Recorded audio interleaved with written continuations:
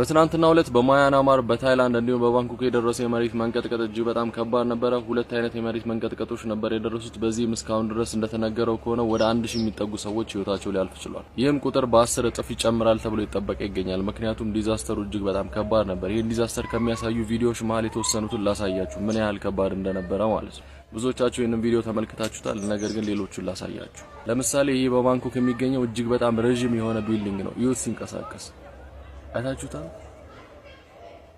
ይሁት እዚህ ጋር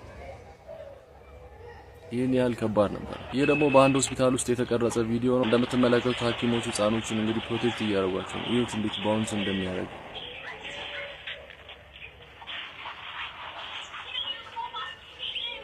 ያያችሁት ነው። ምን ያህል ከባድ እንደሆነ የሚያሳየን ቪዲዮ ነው ያንዱ።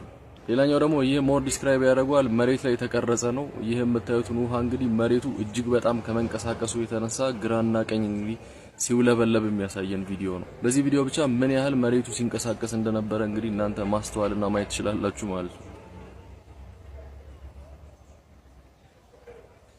መሬቱ እንደዚህ ከተንቀሳቀሰ እንግዲህ ፎቅ ላይ የነበሩ ሰዎች ምን አይነት ስሜት ይሰማቸው እንደነበረ እንግዲህ እናንተ አስቡ።